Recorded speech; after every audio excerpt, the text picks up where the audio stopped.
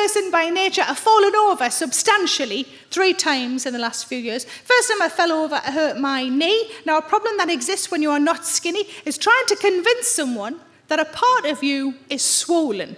I said to my friend, I said, look at my knee, look, I heard it, it's all swollen. She said, is it? And then she said, did you fall on your other knee as well? Fuck off.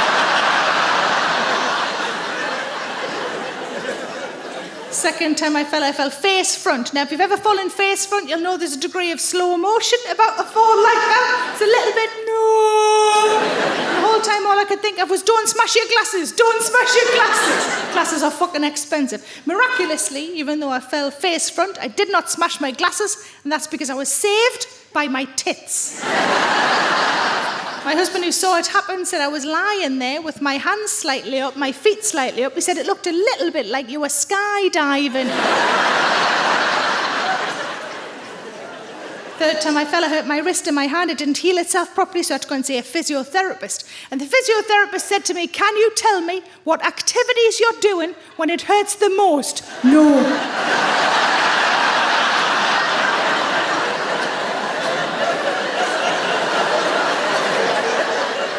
I thought he's a medical professional. I have to tell the truth to medical professionals, so I did tell the truth in the end, and I said mashing potatoes and wanking. It's the same motion, isn't it? It's the same face.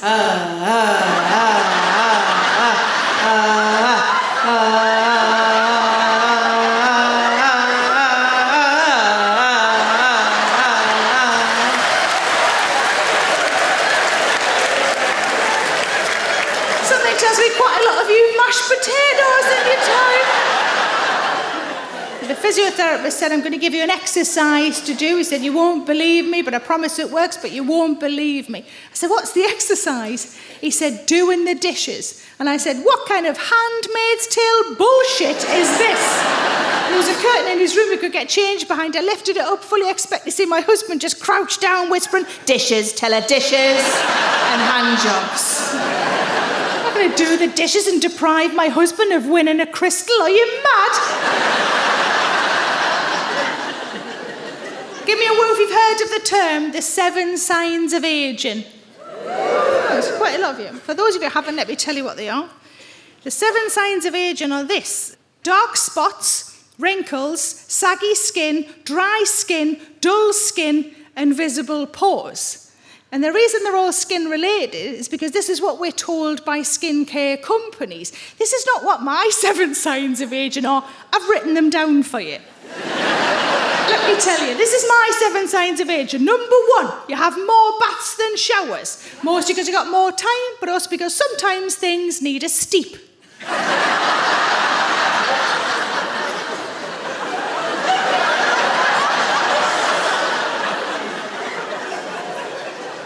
Number 2, the menopause, which mostly affects women, but can affect some men who live with the women who are going through the menopause.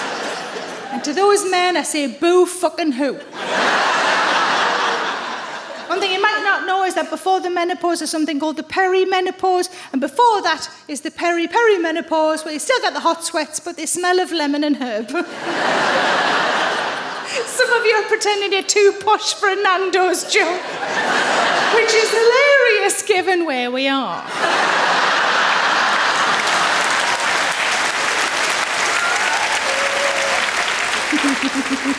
Number 3, your neck. People look at your neck a lot more after you hit 40. My neck is fine, thanks very much. All I have, and it's nothing medical, it's nothing to worry about, is a line that goes across it from left to right. What it looks like I was beheaded a long time ago, and it's healing really well.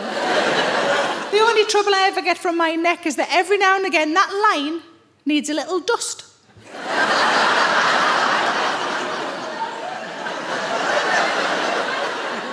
Number 4, piles. Give us a cheer. No, don't. I occasionally suffer from piles. How I know they're bad is that my farts sound different.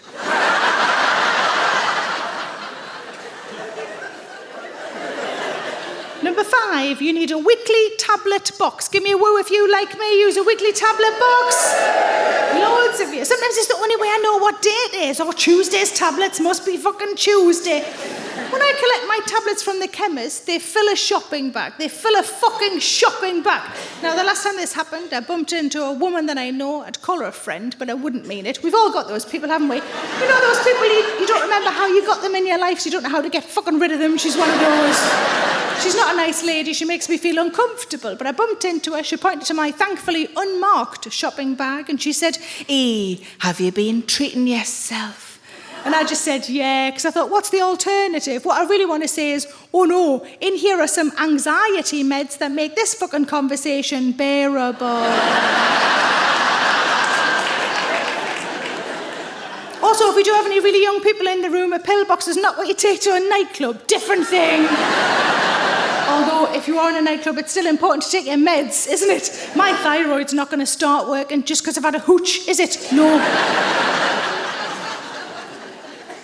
Number 6, your skin. People look at your skin when you're born, and then nothing for 40 years, and then everybody's got a fucking opinion about your skin. A friend of mine said, your skin's nice. I said, thank you. She said, can I ask a question? I said, sure. She said, do you use fillers? Now, I'm about to tell you something that you might find a little bit disappointing in me, because I said, yes, it's true, I do use fillers. They're not the traditional kind. I call them cakes and pies.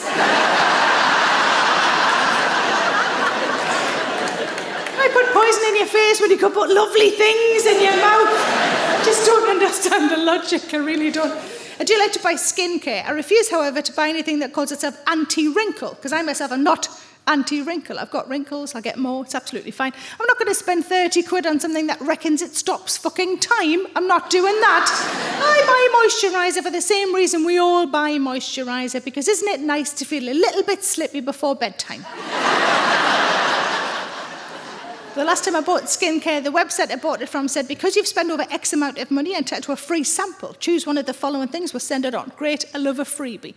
The one I chose, though, was purely out of curiosity because it was called Youth Serum. And I thought, what the fuck is Youth Serum? Are they going to send me the skin of a child to lie over my own? And then I thought, what if it looks like teddy bear ham? I fucking love teddy bear ham. And then I thought, how youth are we talking? Am I going to get pulled over by the police while I'm driving my car? And they're going to go, how are you driving this? And I'm going to go, I'm 47, I'm just covered in teddy bear ham, look! But also, Youth Serum to me sounds too much like teenage boys' jizz. Your sheets are covered in Youth Serum, Jamie, you dirty fucking bastard. Imagine there's factories, just teenage lad lined up after teenage lad, just cracking one out to a catalogue. And number 7 on my list of the 7 signs of aging is fuck you, it's a privilege to get old because not everybody gets the chance.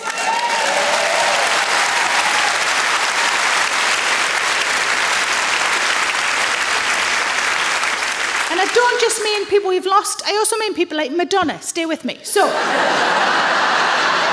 whenever Madonna pops up on my Instagram, I always feel bad for her. Poor Madonna. Why isn't she allowed to get old? Doesn't seem fair that we're all allowed to get old and she isn't. I would like to never see Madonna again, because then I can imagine she's retired, she's clocked off. She's sitting on the sofa in like stained jogging bottoms, watching Escape to the Country on a loop. Maybe she pops to B&Q, treats herself to one of those garden kneeler pads. You know the garden kneeler pads? Doesn't even cross her mind she could use it for blowjobs. Doesn't even cross her mind. Because she's retired.